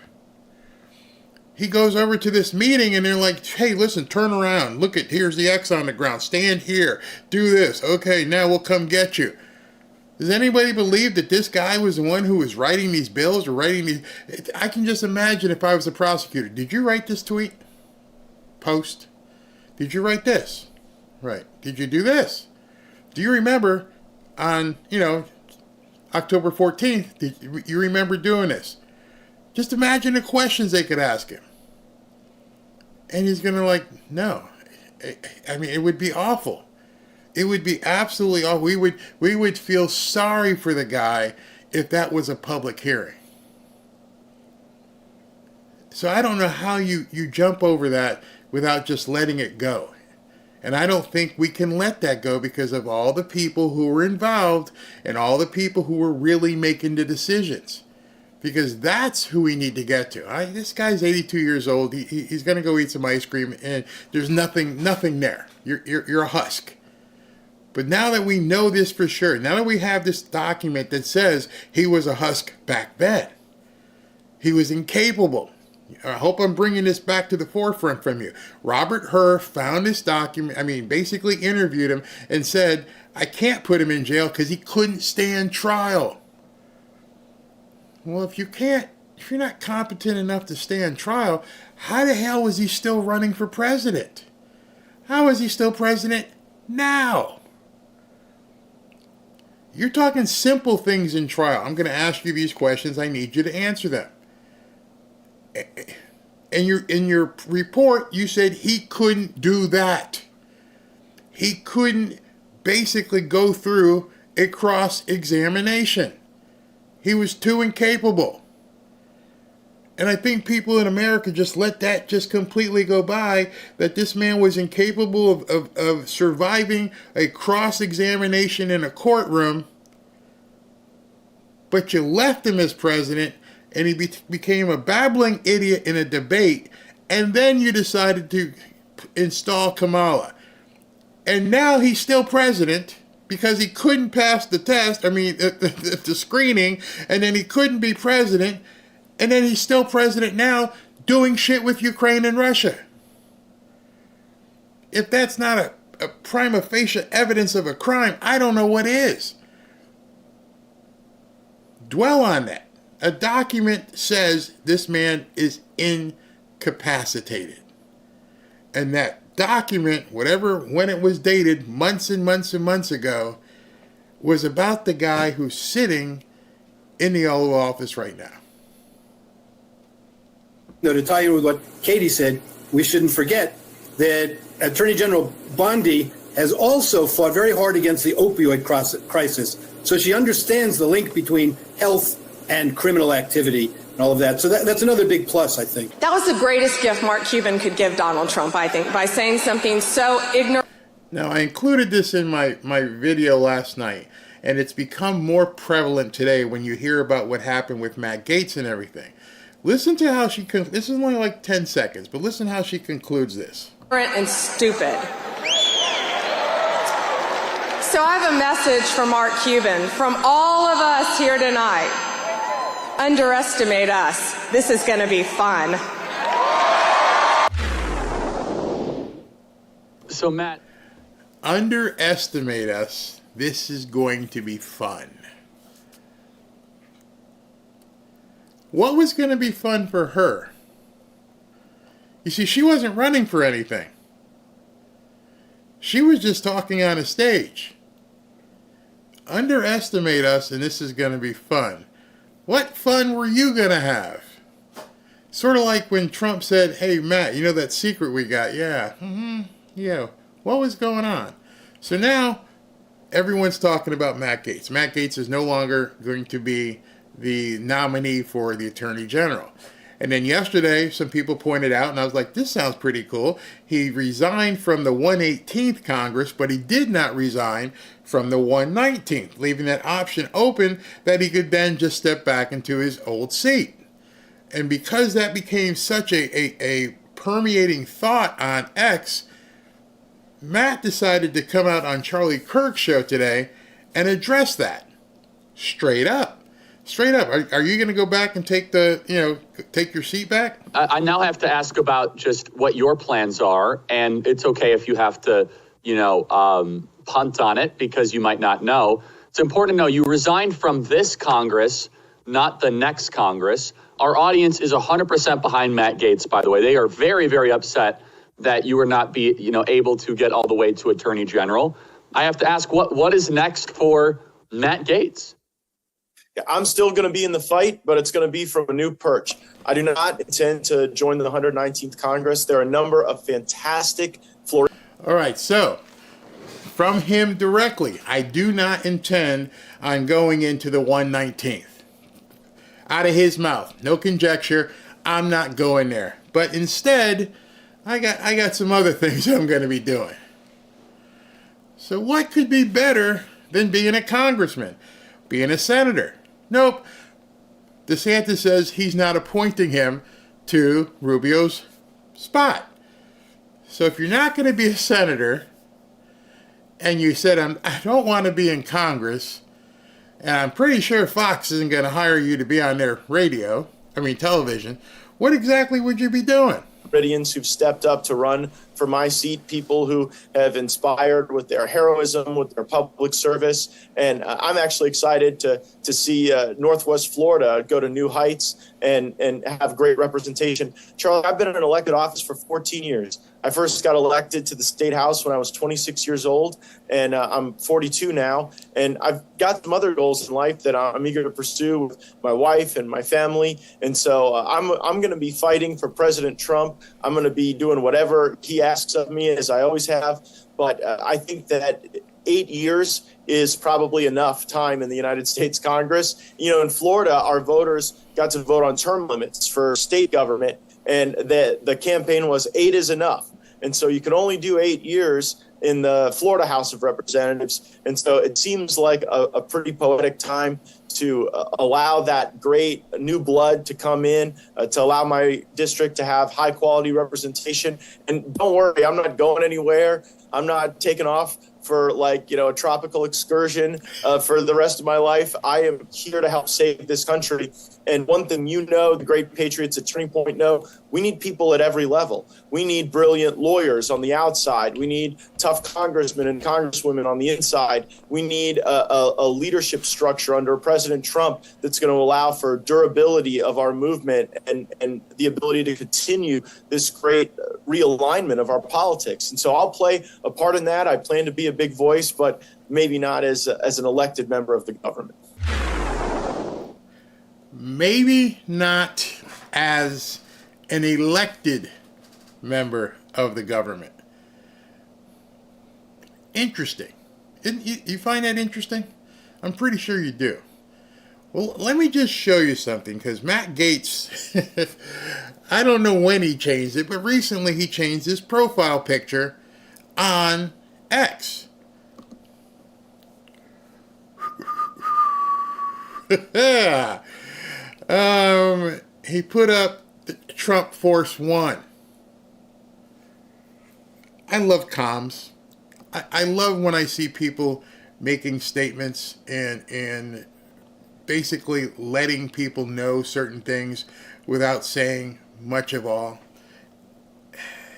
And he's been posting some things that I want you to take a look at, especially this one. So yesterday I talked to you guys about Debbie Wasserman Schultz, who was on there talking about how Matt Gaetz was horrible, yet she had just bought it. She's on some military committee, and she bought stock of Viasat, which was flat, and then all of a sudden went up. And she bought it right before it went up. And now it's coming back down, but she bought it when it went up. And I mentioned it to you. I don't know if you guys remember, if you saw that video yesterday. If you remember, I said, and I showed you the stock. And I'll bring it up again in case you guys, some of you, weren't here. And I said, you know, it sucks that she went and bought into this stock. And now today, 13 hours, it's making the news. You see, people, I don't know how other people heard about it, but there it is. This was today. This was posted. This was posted right a little while ago. Debbie Wasserman Schultz buys Viasat, and that's the stock right there, Viasat. And they're talking about it now. It says Representative Debbie Wasserman Schultz recently bought shares of Viasat in a filing disclosed on the 20th. Representative disclosed that they had bought between 1,000 and 15,000 Viasat on October 23rd. Doesn't seem like a lot. 15 grand? Oh, no big deal. But she sold them 15,000 shares of NGD, New Gold. And then she purchased Baxter, and then she purchased some other things. This is the part you need to look at. Viasat is up 12.6. Yesterday when she bought it, let's see here, that's 90 days. What I want to show you, as I showed you yesterday, was the look. Oh, you can't see it. Let me pull that down so you can see it. It's important that you look at it. Look at that. She bought it right there. If you guys can see where my mouse is, that's when she bought it. Interesting, isn't it? Very interesting. So you're probably saying, Barry, okay, so she bought it. What the hell does that have to do with Matt Gaetz? Well, Matt Gaetz posted this. And he posted this this morning at 11:55 a.m. So this morning. This guy, we posted this report on suspicious purchase of Fair Isaac stock by a U.S. congressman in May. FICA has now risen 108% since the trade. Show more. Look at this screenshot from Quiver. Look at that. Man, he must be one great stock picker. He doubled his money, and it shot straight up. And this guy here is he is a congressman, and it shot straight up. Well, Matt Gaetz posted this. Stock trading is such a huge part of Congress. It shouldn't be. And here's the line I want you to look at. I can't wait to tell all of these stories of corruption, treason, and betrayal. Coming soon. Ho, ho, ho. Ho, ho, ho, ho. I can't wait to tell all these stories of corruption, treason, and betrayal coming soon. There's a lot of bedwetting, diaper wetting, depends wetting going on in Washington right now. This guy is aligned like this with Trump. He doesn't have to be confirmed. He's not in office. He can pretty much do whatever Trump wants him to do. And since you don't have that ability or restriction of doing things a certain way, what do you know? All these stories. Now, I can't wait to tell you a story. I can't wait to tell you a story I've heard of. I can't wait to tell you all these stories. Now, do you still think Trump got caught off guard with Matt Gaetz? I'm just asking. I mean, you can let me know if you think he got caught off guard by that. You can let me know. Then, out of nowhere, and I don't know what this means. I mean, when I say comms are basically when people are talking and they're saying things, but they're not saying things that you can really decipher. Well, this one happened right before Matt Gaetz posted. And Vivek Ramaswamy just wrote 3 words. Shut it down. There's no subcontext. There's nothing there. There's no other tweet. That's all he put out. Shut it down. Something big is happening. Something really big is happening. I don't know, but I can tell you the other people you see on YouTube or on X, they don't know shit either. I'm not going to guess. I just want to show it to you and then let you figure out, or just watch, what the hell is going on here. What moves are being made, and then sit back and look at the move and go, why did he do that? Why did he do this? Because something is going on. Trump recently posted this on True Social. It's I forget this guy's name, Steve Hilton. That's his name. Steve Hilton made a video, and he says the red wave has hit California. Why would Trump have posted that? I don't know. But everything these people are doing, you have to really understand, it's not like you and me tweeting. It's not like me seeing a pretty cat video or clicking a button. They know when they put something out, the world is watching. Not this group of people, the world is watching. That's why they're so definitive with the press releases and everything else. Somebody posted earlier that Kelly Loeffler has been named the Secretary of Agriculture. And then I go, of course, to the source. Don't see nothing about Kelly Loeffler. Nope, nothing there. So I don't know if it's true or not. The other person I always look for is Caroline Leavitt. And I click on hers, and let me see. Nope, she's got nothing. So I don't know what's going on. You don't know what's going on. And that's okay. See, the part that you have to grasp is that it's okay that you don't know, but you just have to trust what's going on. Yesterday I showed you that the SEC chairman, Gary Gensler, has said, I'm out. I'm not going to be here come January 20th. SEC. If you haven't traded stock or you don't have a 401k, the SEC governs stock purchases and stock issuances. You mean like congressional people? And Trump wants his own person there. Think about that. And so today, this happens.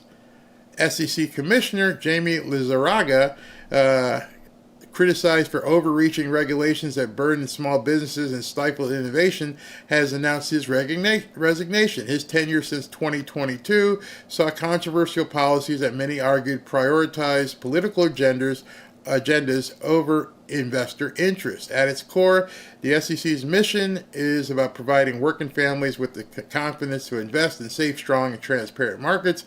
I am committed to working with Chairman Gensler and my fellow commissioners to strengthen that mission for the protection of investors and particularly working class families or working families. Yeah, those are the people who are investing in stock. So, you see,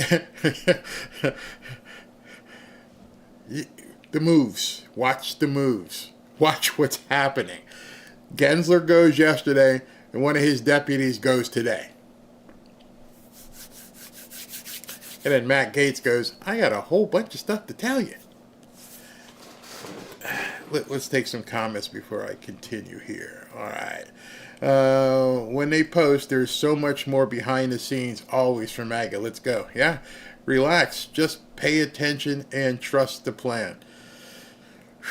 Barry, somebody just said this, and I just want to let you know. Barry, you're a brilliant son of a gun. I am on your page. I don't consider myself brilliant. I consider myself a student. And I watch what people are, as I've said, I don't care what people on the news say. I try to look at the message behind it. Because if you realize everything you see on television is a play, it's an act. Every single person up there is being paid. Every single person is acting. And the messaging will become clear because they will repeat it over and over because their idea is to subject you to some sort of gaslighting where you believe, now she's an election denier, she's an election denier. You'll hear that over and over. But then you see, because you know various laws or should know, you just can't post something if you're an official. You gotta be careful, okay? And I'm sure everything that goes on any of his profiles, whether or not he puts it out or not, it's put out for a reason. It's not just Trump sitting there eating a hamburger and go, oh, that looks pretty cool. Let me just post that. Nope. You are the president-elect. Everything you do isn't just Melania or Barron or Don Jr. looking. The world is looking at every single move that you make. So if you knew, and you were he, and you knew it, every single thing that you do, from the color of your hat, from the music you use when you walk on stage, everybody is looking. What's he doing now? Oh, Dark MAGA. What's he saying? What's going on with the Dark MAGA thing? Undertaker music? Ooh, what are you saying? There's a message in everything. So what I like to do, and sometimes to the fault of looking, is I don't care what people are saying. I want to look behind it. What's the message? And then I see Doge and the different things. Let me pull that up, because Doge had a big one today. Doge. I hope you guys are following Doge. Where is it? The one. Was it yesterday or today? There was let me find this one, because this one was pretty. Maybe it was a reply. Hold on. Let me see if I can find it. Something they said, I have to find it, but something else, they were like, we're going to shut that down. And maybe it was Elon. And they're finding so much waste. I don't know how they're finding all this waste so transparently, but they're finding so much waste. Elon just posted about MSNBC. They're talking about babe, wake up, it's happening again, when he said, how much does it cost? And he says, the most entertaining outcome, especially if ironic, is most likely. Is he buying MSNBC? I don't know. I don't know what he was trying to say there. But anyway, when I find these things, I should just save them, because they happen so fast. Oh, okay. Here's one. Okay. This is military. This is huge. All right. Another reason why Doge is important. Look how Boeing is ripping off the Pentagon. A Pentagon audit found Boeing overcharged the Air Force millions for spare parts, including a 10,000% markup on a single screw and nearly 8,000% for soap dispensers. The investigation, spurred by anonymous tips, estimates $4.2 million between 2018 and 2022. Boeing denies wrongdoing, but faces mounting scandals over pricing, safety issues, and labor disputes, to which Elon responded, over 10,000%, Doge is sorely needed. These guys are going to dig up the butt of so many agencies. When people say there's no way you can cut, it's because you're just looking at top line items. When you're looking at a top line item and say, oh, well, this takes up 30% of the budget. Okay, so what's in there?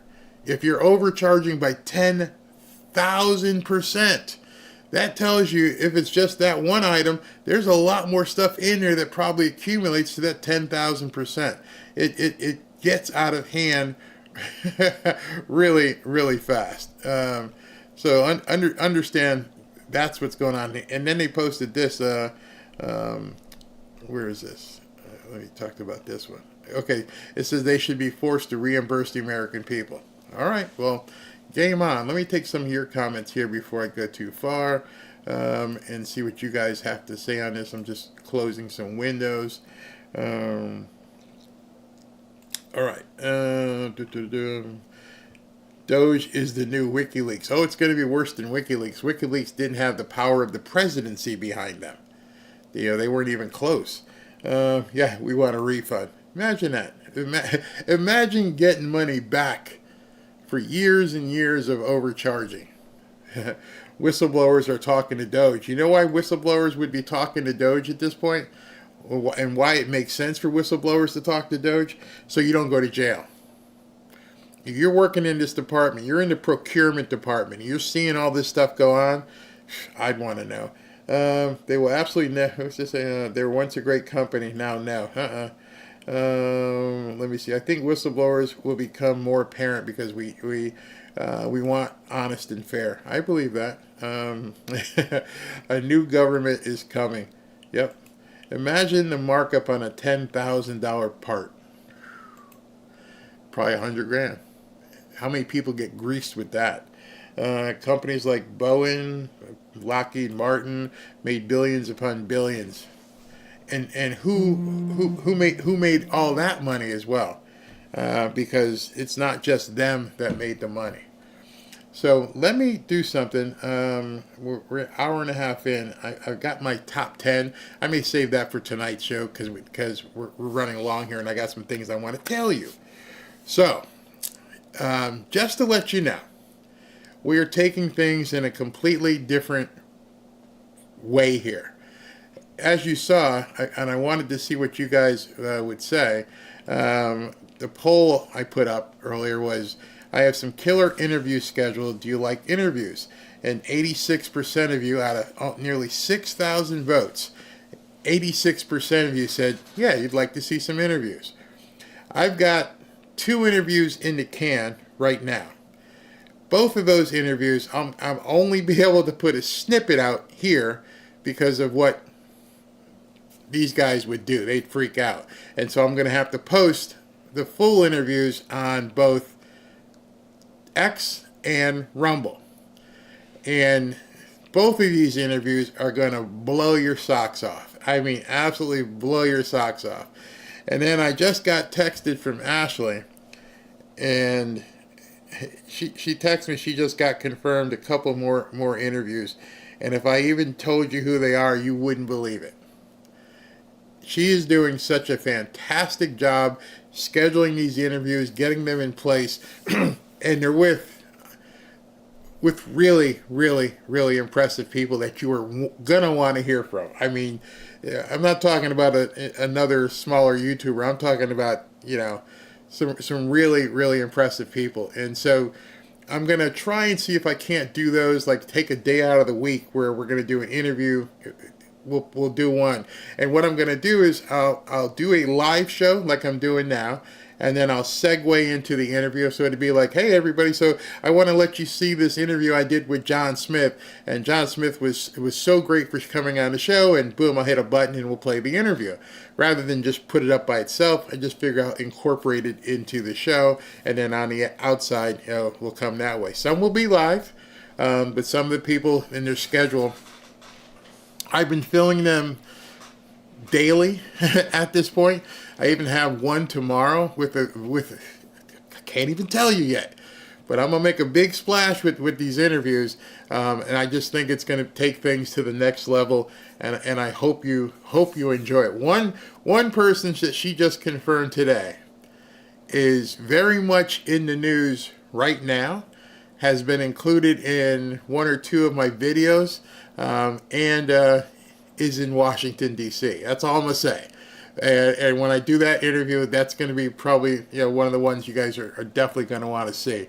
But I take seriously what I do here. I love what the mods do. Ashley's kicking butt in terms of getting a hold of people and basically being a producer and a PR person and reaching out to them and say, hey, you got to get on the show. Got to get you on here. People had asked me, what are you going to do after the election? Well, I'm doing these things that the daily briefing every single day. And then as we move forward through January after the holidays, we're going to do interviews with some really, really big people. And I think you guys are going to love it. That's great news, Barry. Can't wait to see your interviews. They're good. And it's fun. It's really funny. That's completely awesome. Thank you. I can't say, some of you guys are like, well, no, I can tell you this. It ain't going to be Tulsi because Tulsi's in the administration, and I doubt she's got time at this point to do a side interview. But we're going to kick it. We're going to kick it. We're really excited. And it's all because of what you guys do. Because the first thing people want to know, hey, who are you? Oh, I'm number 13. Oh, I'm number 4. Oh, okay. We want to be on with you. Thank you. And that was one of the reasons why I segued into doing a live show versus posting videos. I do excerpts. You guys see some of the excerpts I post as a singular video, but mainly I want to do live and build a show. And I've been studying about Rush Limbaugh and how he does things. And I just know that there's so many people who want the word out there, and their audiences are so segmented. And even the media only gives them You know, when you see a hit on the media, a hit means a piece where somebody goes on a show, you get 2 or 3 minutes. And you get 30 seconds to say something. Oh, okay, we're going to cut the commercial. Thanks for coming out.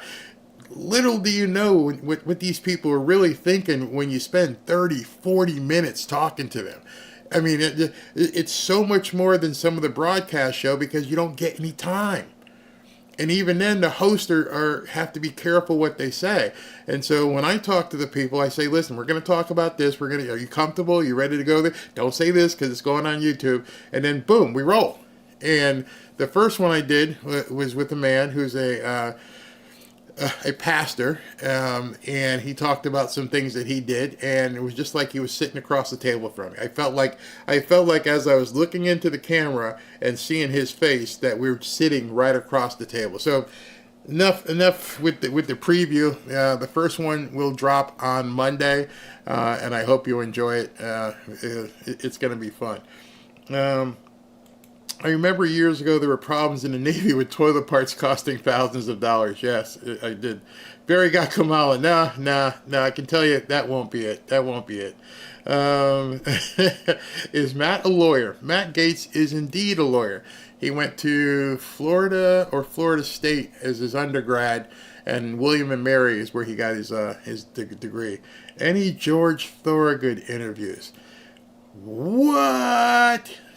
Man, if I told you, you wouldn't believe me. All right, I'm going to tell you a quick story before I check the super chats. Okay, you ready? You ready? Okay, here we go.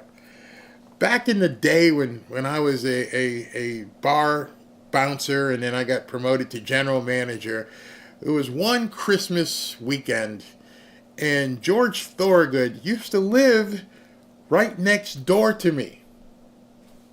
I'm literally right next door. And he'd be in there jamming, and Destroyers would be in there.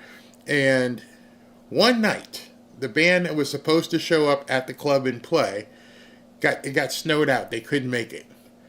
And so I called him and said, would you want to come play? And he shows up and everything.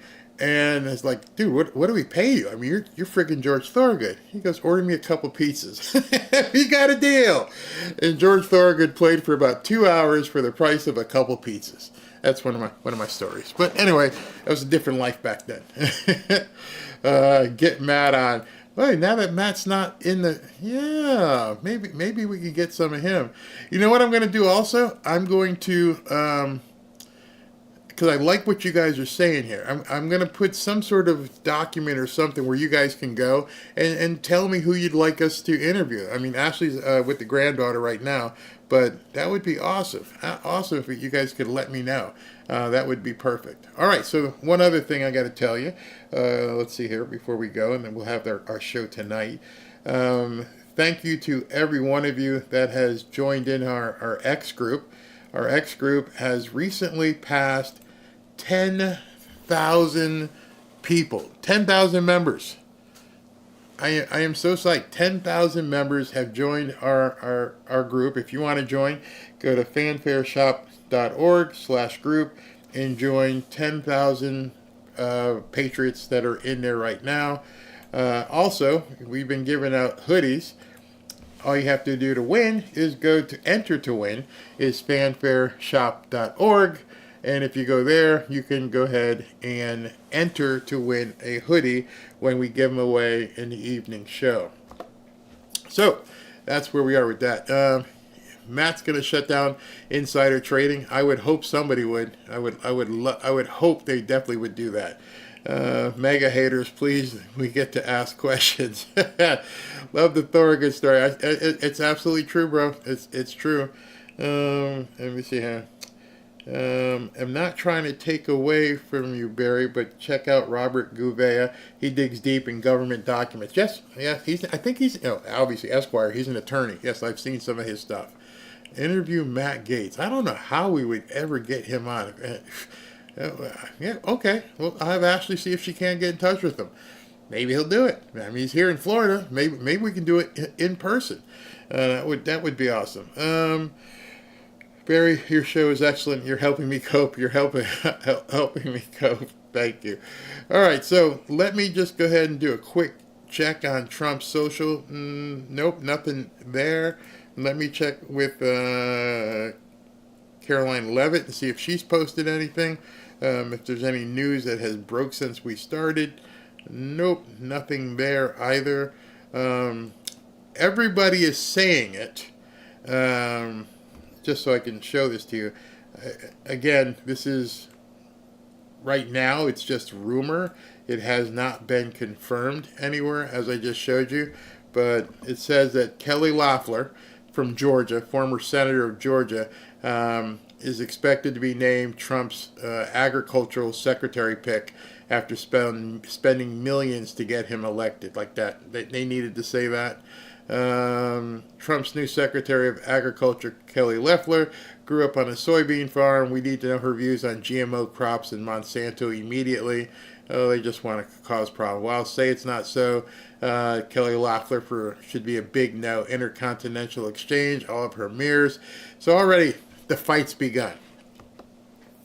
But, again, it's floated out there in the media. No word on Trump's social. No word from Caroline Levitt. So you have to wonder where this stuff comes from. I mean, you really have to think and say, okay, if Trump was going to do this stuff, is he letting people know? Is he floating things out there? Because I looked on his X page, I looked on his True Social, and there's absolutely nothing about Kelly Loeffler anywhere. And so, people are quiet. I'm looking on Dan Scavino. Dan Scavino hasn't posted in 7 hours. So there's nothing there, nothing anywhere that says that has actually happened. I don't know. Is Trump leaking things through a third party to maybe see if possibly who's leaking?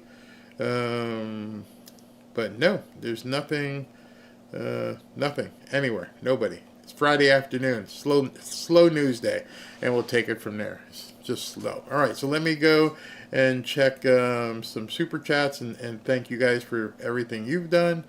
Let me come. But I'm excited about the interviews. That's going to be so much fun. When I had my radio show back in the day, it was a lot of fun. We had a lot of big names, and it's just what is this? Wow, Foxy. Wow, thank you. Stunned.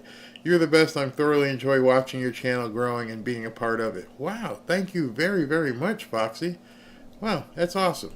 Tommy, tonight you shall be incorporated to your thing. This is your call-in, Big Bear. Thank you. Tommy, again, great idea, Ray. Love to see your interviews. Yeah, I'm going to drop it. First one drops Monday. Thank you, Ashley. Can't wait for these interviews. Great world. She's been doing some yeoman's work. She's never done it before. She's never been a producer and walked her through it, and now she's a tiger. Just another nugget. Remember I super chatted the thought the other day about Elon buying MSNBC. Everyone responded, why? I think it keeps Soros out of the arena. Yep, I do remember you saying that. Laura Fautuis. Thank you very, very much. That was awesome by you. Barry, what memory supplements do you take, especially after watching yesterday's podcast? Music, government, movies, I need some. Nope. No. I've always had a semi-photographic memory, but I don't take any supplements. Did I take my vitamins today? Yeah, my wife gives me a vitamin patch every morning, but other than that, that's it. I don't even know what's in it. She could be poisoning me. So if I disappear one day, somebody need to check on her. Just kidding. F. Joe Biden. He's either going to start his own news network or they're going to name him something in the FCC or the FEC or the SEC. One of those damn three-letter things. Yeah. Would love Twitter X TV would be freaking awesome. Ruth McCurdy. Barry, your implacable vocabulary inspires me with my words. The other day I told her, man, you're being abrupt. That's funny. another one. Truman created an executive order regarding secrecy. If Trump gets rid of that executive order, does that free up a whole spectrum of classification? I bet you Trump has gone through just about every executive order out there to decide which ones he may want to shred, which ones he may want to modify, and which ones he just wants to keep as they are. I think people are selling him short if they don't think that he's done that. Kim Bush, maybe Trump was trying to find out something specific using Matt Gaetz. We kind of already knew who the rhinos are. Matt had a big smile on his face. Yeah, who knows what happened behind closed doors? Because that's where it would have happened. Yeah, he knew Susan Collins. He knew Murkowski. You're right. Somebody he spoke to behind closed doors spilled some beans. Joy Kirkland, thank you very much. Now, I knew Biden was a goner, but I also didn't want to see Kamala on the record in history books being the first female president. We can do better. But I have to believe that it's a crime. If you knew, I mean, think about it this way. If it's true that he was incapacitated, if it's true that he couldn't stand trial because he was so far gone, then the part where it becomes criminal is you put us in a national security problem. The man whose fingers go on, per se, the nuclear football is a guy who can't speak. And you let it happen. Your first and foremost job is to protect Americans, not lie for power. So that Robert Hur report, I think, is going to be a big deal going forward. I don't see how you just let that sit there. I mean, it's November, late November right now. And that came out, when? April? So you're telling me for 7 months you let this guy stay as president of the United States, knowing full well he was a walking dementia patient. Somebody going to have to answer for that. From NP, your shows are fantastic and informative. Thank you very much. Somebody asked a question. How much is MSNBC for sale? They say $7 billion. Never gonna get it. Never. Because I guess the most, what would you say? The most valuable thing that MSNBC has now is its carriage agreements, meaning what cable services carry them. Because everything else in there, Elon could buy. He could buy his own cameras. He could buy his own microphones and lights. He could hire his own staff. So he can rent a studio. He can build a huge studio in Texas, a lot cheaper than Manhattan. Just imagine that. Elon buys MS. If he wanted to start his own network, the only thing stopping him is getting carried by the various cable systems. So that's why, in my mind, it might not be a good deal, because unless you can solidify that Comcast is going to continue carrying MSNBC, then you would need Comcast and whatever your cable provider is, Bright Cove and all these different things that I don't even know the ones down here because we have through our HOA, but all these different carriage, because unless you're just going to live stream it, then you wouldn't need to be on Comcast. So the only value that MSNBC has, because its name isn't valuable, I don't need these hosts. They wouldn't be there. Those are actually an expense I don't need. Why would I buy it? Only if it got you into 90 million households. But you would have to make sure you secure those carriage agreements, because if for some reason Xfinity or Comcast or whoever said, no, we don't want to carry MSNBC anymore, and then you're done. So you have to make sure of that. So the price of it is exorbitant, but it's got to be built in there about the carriage fees or the carriage agreements. Otherwise, he can go out in Austin or wherever X is right now, get a huge warehouse and buy as many broadcast cameras and everything else and sound stages for what? A couple million instead of $1 billion? Exactly. Bear, you need to add your Trump dance to the intro. Okay. Maybe I shall do that. Let's see here. Definitely, this is from Fernando. Definitely, Barry, we'd love sit-downs. Can't wait to see President Trump on Fanfare, a meeting of giants. Man, you'd have to defibrillate me if a man came on my show. I agree 100%. Trump knows who the rats are, from Penny Cordar. MAGA Mama. Oh, I said that one already. This is from Dana Wright. If the vice president presides over the legislative branch as the president of the United States Senate, can he adjourn for recess? The president can adjourn them forcefully. The Speaker of the House and the Majority Leader in the Senate, and the Speaker of the House, who basically would be Mike Johnson. Those are the two who could do it.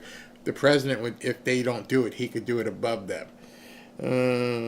Let's see what we got here. Well, I got to go to this page. Okay, let me just keep talking here. Tommy Radcliffe again. What Barry's trying to say is Trump will have all persons where he wants them by January 20th. 4 years to plan. Remember, and he's been president before. Yeah. I mean, I just wonder if people say stuff just to get people to watch. Because I just looked at this man and everything he's been through, and I'm like, why the hell? And he's told you.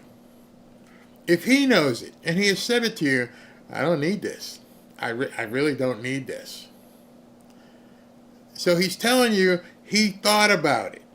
I don't need to do this. So, but I decided to do it, and if I'm going to do it, I'm going to do it the right way. It's not like I bought this land for this skyscraper, and I got halfway up to the 8th floor and said, screw it. I don't want to go any higher. Dude, you got permits for like a 100-story building. Yeah, I don't feel like doing it. That ain't Trump. If you know anything about him and what he's done, even with the stuff that went south, like the casino in New Jersey, he wanted it to work. Ben Yersuri, to the people who call her 2020 denier, all Pam needs to ask is, explain to me the difference in the popular vote in 2012, 16, 20, and 24. Yep, you're right. From leaders, God said to the other, turn the cheek. That means they got 2 opportunities to inflict harm. After that, God said he helps those who help themselves. Very well said. Timothy Norfolk, thank you. Marla M. Jealous much, MSNBC and CNN, for sure. Tommy again, awesome number 14. You should be at number 7. Send Rachel to clean the heads when you get her office. Byron Hopkins, I almost fell in my chair. That would be hilarious if Elon bought MSNBC. It would be crazy. Absolutely. The part would be crazy, him just walking into the offices and just, how you doing? Yeah, you work for me right now. Marla M, thank you very much.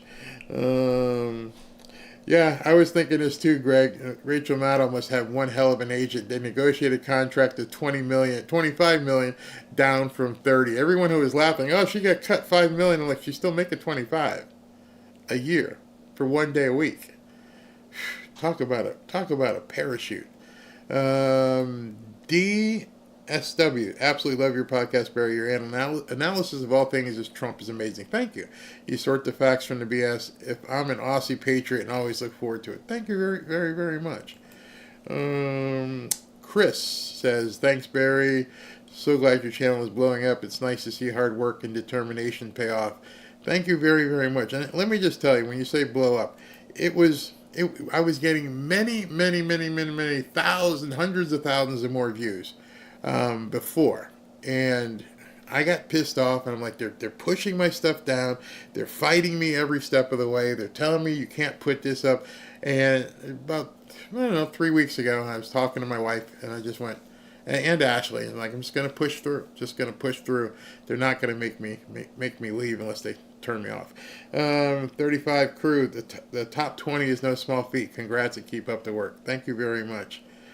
I don't even know how many podcasters there are in the news space, but it felt good. Byron Hopkins, awesome, very amazing. Common sense should be higher on the list. No bullberry. Thank you very much. And the last one here is Myrna Walton. My husband's. Hey Myrna, you see what you wrote there? You said my husband's and I really enjoy your show. Typo, obviously. Thank you very much. Gordon's. Thank you. Kaz from Gordon Best. Thank you. Tommy Ratcliffe again. R.I.P. for Joe Biden director. Let's see.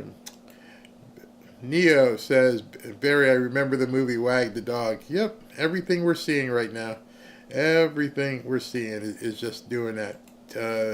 Tim Compton, thank you, Barry. Look forward to your interviews. Keep on rocking. Brother, I'll see you tonight. Yep, all right. And I think I have 2 more, and we can go on. My favorite is, this is from Braula Guerrero. My favorite is see how you interact with us. Thank you.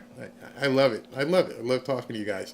And Leon Combs, I bet if you asked and told him how much of a supporter of his, he might just do a sit down with you.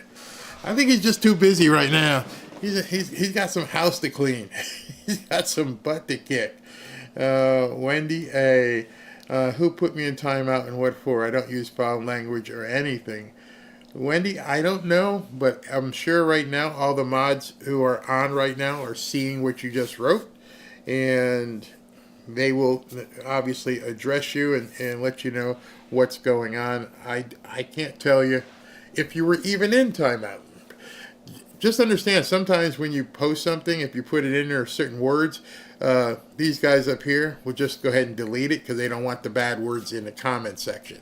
So it could have been an automatic thing. If you didn't use foul language, then ask one of the mods to get back to you. I think SV is on, and I think I saw Roaring Rage. So if you guys know what happened to Wendy, please, by all means, let her know. All right, so I'm going to go walk the dog, get some dinner, kiss the wife, and be back here at 7:30 for the evening show, which is pretty much already done because I had a whole nother hour of stuff to go, but we went too long talking about all the stuff we talked about. So in any event, we're going to have some fun tonight because it's already done. Talk to you at 7:30.